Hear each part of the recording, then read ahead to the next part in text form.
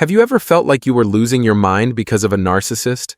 They lure you in with charm, then twist your reality. They push you to your breaking point, then tell you you're the problem. They make you believe no one else will ever understand you. And the moment you start waking up, they turn into your worst nightmare. But today, you're going to learn what scares them the most. How to truly force a narcissist into panic mode. Not through revenge, not by yelling or playing dirty, but through calm, strategic steps that pierce through their illusion of control. By regulating your emotions, setting unbreakable boundaries, and showing them the one thing they fear most, their true reflection. In this video, I'm going to show you what silently drives a narcissist insane, 8 sharp strategies to break their control, and how you can turn the tables without losing yourself in the process. If you've been living in the shadow of a narcissist, it's time to turn the lights on. Watch until the very end to understand each step. And if you're ready to reclaim your freedom, hit that subscribe button because freedom isn't a fantasy. It starts with awareness. And today, that starts with you. Before you learn how to throw a narcissist into panic mode, you need to understand what truly terrifies them. Not because they deserve your sympathy, but because in any battle, the one who knows the enemy's weakness wins. For narcissists, every behavior gaslighting threats, smear campaigns, even dragging others into their mess, all stems from one core fear: exposure. They don't have a stable inner identity. They survive on image, on appearances, on the false self they desperately protect from cracking. You can think of them like a hollow chocolate bunny, beautiful on the outside but completely empty inside. And if someone dares to break that shell, they crumble. That's why before I show you the 8 tactics to break their control, you need to fully grasp this. You don't need to attack them. You just have to take away the one thing they fear losing the most. And no, it's not you. It's their control over you. When you stop reacting, they don't know which role to play. When you stop explaining yourself, the script falls apart. When you go silent, not out of pain but power, you cut off the very supply they feed on to feel important. That's why intentional silence is the sharpest weapon you can use even without raising your voice. Once you understand this core fear, the strategies I'm about to share won't just be good advice. They'll become psychological weapons that trigger internal collapse in the narcissist even if they'll never admit it. So what is it that drives a narcissist insane in silence? Why is your calm presence more threatening than any fight? And how can you use that to reclaim your freedom? We're diving into all of that starting right now. 1. Strategy 1. Don't be afraid of them because fear is their lifeline. If you truly want to throw a narcissist into crisis, the first thing you must reclaim isn't your voice, and it isn't justice. It's your inner calm. Because your fear is their oxygen. Think about it. Every move they make, the gaslighting, the threats, the guilt trips, the manipulation, the "you'll lose the kids" or "no one will believe you." None of it is about truth. It's all about control. And the control only works when you're afraid. Afraid of losing them, afraid of being alone, afraid of being misunderstood, afraid that no one will believe your side, afraid you won't survive without this relationship, afraid that maybe, just maybe, it's your fault. And when you're living inside that fear, what do? You shrink, you appease, you say, okay, just to avoid a fight. You try to be reasonable. You end up becoming a smaller version of yourself, and that's exactly what they want. But here's what most people never realize. They're not strong. They just know how to make you feel weak. They're not warriors. They're performers. What looks like power is really fear in a mask. Underneath all the control and manipulation is a fragile ego, terrified of being exposed. And to feel strong even for a moment, they need someone else to feel small. That's where you come in. So the first and most powerful move you can make is this: refuse to respond with fear. I'm not telling you to fake confidence. I'm telling you to see their patterns for what they are and realize that if you're no longer afraid, they have nothing to play with. Picture this. You're facing them, and for the first time, you're not panicking. You're not defending. You're not over-explaining. You're grounded. You're steady. You're calm. I see that you're upset, but I'm no longer driven by that. You can say what you want. I don't feel the need to react. You're entitled to your thoughts. I don't need to prove anything. No fight, no tears, just pure centered detachment. And to a narcissist, that is unbearable. Because it says, I see you and I'm no longer afraid. You don't get to control me anymore. Your story isn't mine to carry. Here's what happens next. They lose their grip. They'll call you cold. They'll try to bait you. They might swing back into love bombing or beg or rage, all to pull you back into the cycle. Because in their world, you're not allowed to opt out of the game. But this time you don't react. You don't raise your voice. You don't try to convince them of anything. You just stop being afraid. And that's when the real panic begins. Not because you hurt them, but because you stopped letting them hurt you. This strategy isn't easy. I won't pretend it is. It takes practice, support, courage, but it's the foundation of everything that comes next. Because when you stop being prey, the predator starves. 2. Strategy 2. Stop giving in to their demands. You're not their puppet anymore. When you stop reacting out of fear, a narcissist starts to panic. But when you stop giving in to their demands, they lose their minds. Because now you're touching the most fragile part of the power structure they've built. The belief that you'll always say yes. Let's rewind for a moment. From the very beginning of your relationship, they were training you not with whips and chains, but with rewards and subtle punishments. When you gave them what they wanted, they praised you, loved you, rewarded you. When you didn't, they withdrew, punished you with silence, or hit you with that signature cold stare. Little by little, you began to adjust yourself, not because you were weak, but because you believed their love was real. But now you know better. Now you see it wasn't love. It was a control system disguised as affection. Strategy number 2 is how you begin to dismantle that system from the inside. Stop bending to their irrational demands. Stop negotiating every time they pout rage or guilt trip. Stop chasing their approval like it's oxygen. You don't have to scream, I'm done. You just start making quiet, consistent choices that say it for you. They want an instant reply. You respond on your terms, not on their emotional clock. They try to rearrange your schedule at the last minute. You calmly decline. My plans are already set. They demand an apology for something you didn't do. You say, I don't believe I was wrong, and I won't apologize for that. Simple, direct, without drama. And then what happens? They start to unravel.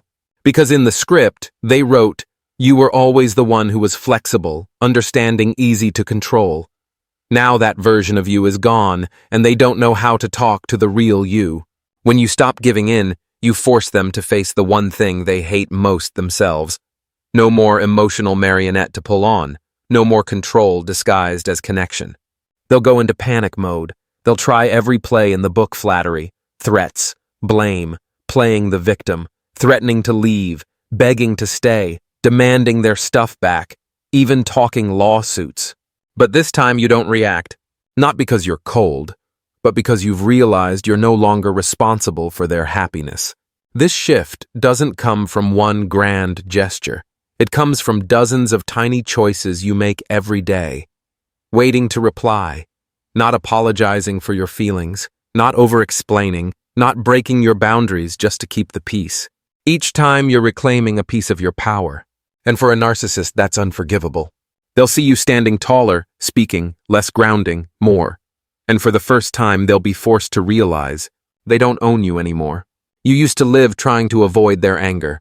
Now you live to protect your peace. This strategy is quiet, it's steady, and it breaks everything they thought they controlled. 3. Strategy 3. Set boundaries that are non-negotiable, because if you don't draw the line, they'll invade every corner of your soul. When you stop reacting with fear and begin refusing to meet their irrational demands, you throw the narcissist into their first wave of panic.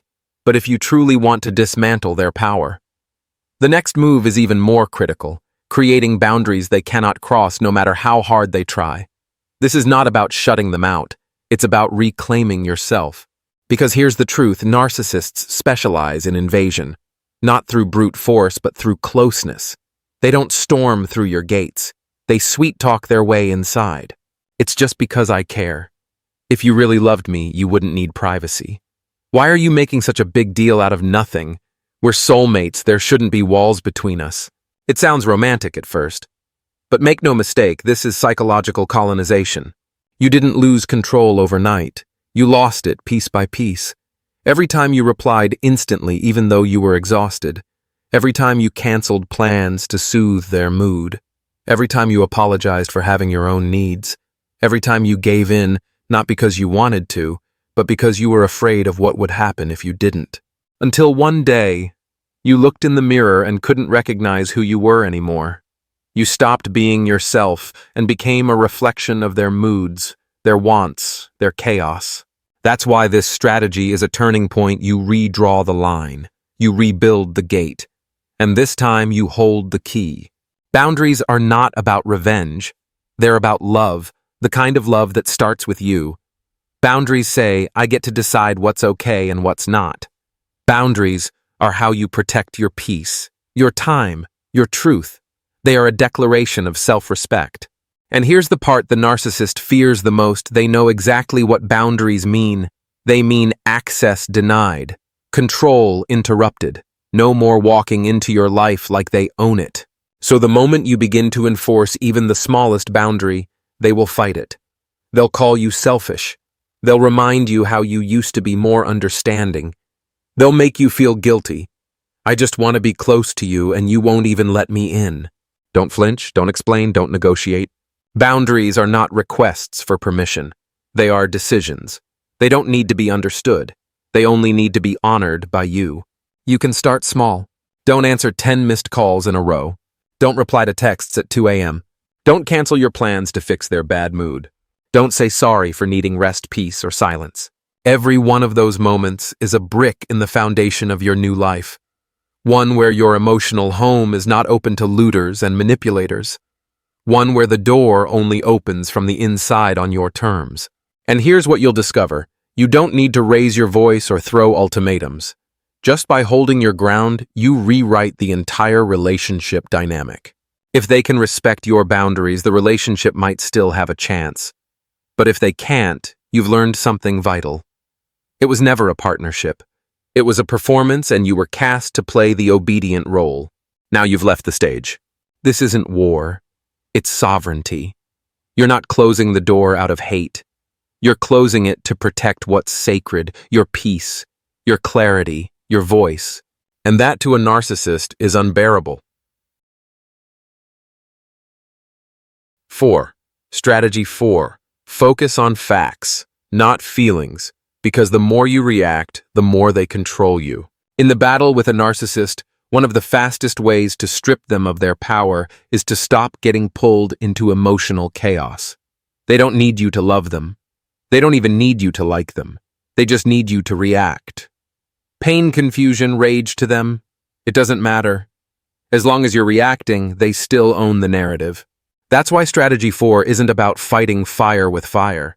It's about shifting your mind completely out of the emotional cyclone they constantly create and focusing on one thing: the truth.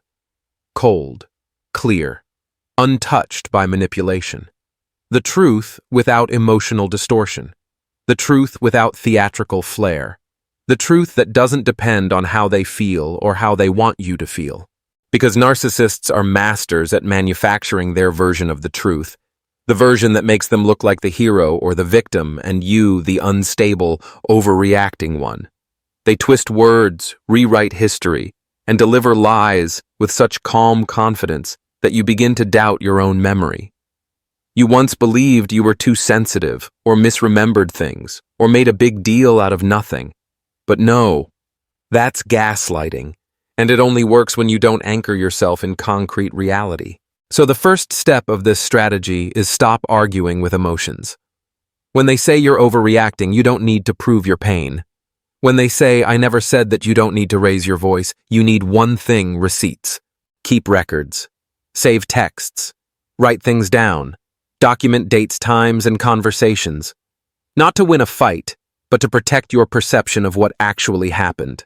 Because when you can clearly see the facts in front of you, you're no longer vulnerable to their emotional distortion. Imagine they accuse you of never telling them about something important. Before you'd feel guilty, confused, maybe even apologize, But now you calmly say, I sent that message on date, at time. You can check it. That's it. No yelling, no begging to be understood, just facts. Calm, quiet, bulletproof facts. And here's the secret: when you respond with data instead of drama, you cut off their oxygen. They can't manipulate what you won't emotionally feed. You're no longer angry. You're no longer hurt. You're not performing. You're simply standing in truth, and they can't spin that. This is also how you stay sane in the storm. You don't need their validation. You don't need them to admit they lied. You just need to stay rooted in the reality you've documented. When you hold that inner clarity, they can't shake you. They'll try to shame you, mock you, or claim you're cold and unloving. Why? Because you're not giving them emotional control anymore. You're not playing their game. And suddenly they don't know how to handle you. This strategy isn't just for when you're still in contact. It becomes even more powerful after you've left. Because once you're gone, they'll try to twist the narrative to friends, to family, sometimes even in legal settings. And if you're not grounded in truth, they'll try to drag you back into their web. But this time, you're not coming in with tears.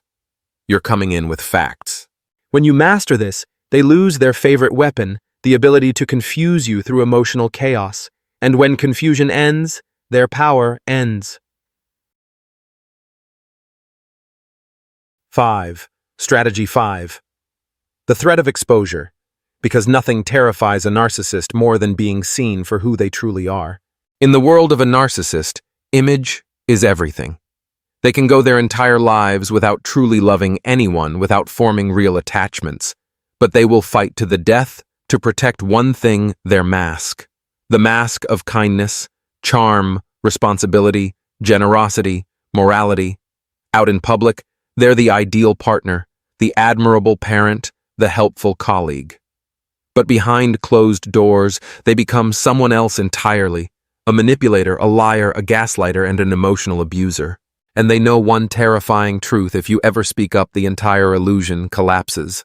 That's why just one sentence like, "I think this might come up in court," or "I've been recording our conversations," can trigger full-blown panic in them. You don't have to scream. You don't have to expose them publicly. Sometimes just letting them know you could is more than enough to make them sweat. Why? Because a narcissist's power depends on two pillars: their ability to control you and their ability to keep others in the dark. When they realize you're no longer afraid and you now have the power to reveal their dark side, you're threatening both of those pillars at once. Make no mistake, this is not about revenge. This isn't about destroying them. This is about showing that you no longer play by their rules. You're no longer the one who stays quiet. You're no longer the one who protects their image while they destroy your sanity. You're no longer afraid of letting the truth speak. And here's the key: you don't even have to actually expose them. You don't have to post screenshots. You don't have to make a big public announcement. You don't need to confront them unless necessary and carefully planned. What matters most is the shift in energy when you start carrying yourself like someone who could and would take action if pushed too far. That change alone shakes them to their core. You can say things calmly and with full control. "I'd rather let my lawyer review this first.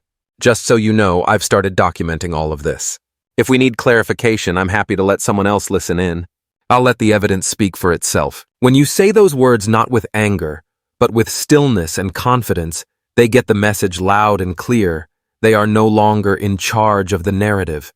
And that's what terrifies them. Not losing you, not even being disliked. What terrifies them is losing control over how the world sees them. The more calmly you hold information, the more dangerous you become in their eyes, because they can't predict you. They don't know what you have. They don't know who you've told, and that uncertainty eats away at their sense of superiority. This strategy is not one you need to use all the time. But when it's used with precision, when you're calm, intentional, and prepared, it can make a narcissist take a step back for the first time, not because you attacked them, but because they finally realized you see through them and you're no longer afraid to let the truth out. 6. Strategy 6. Trap them into revealing their true nature. when you no longer need to expose them because they'll do it themselves.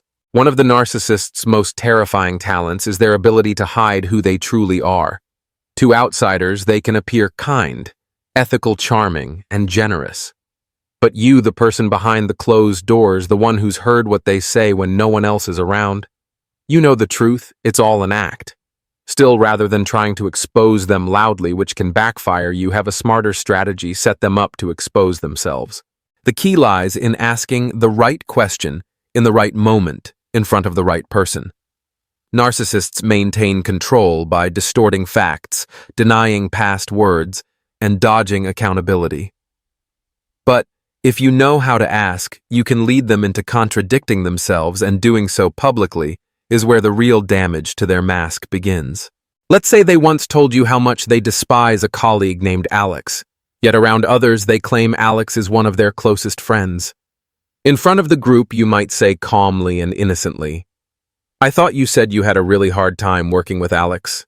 It's nice to see you two getting along now." That's it. No accusations, just curiosity. And just like that, boom! They're trapped. Now they have to choose: deny, lie further, or explode. No matter their response, a crack begins to show.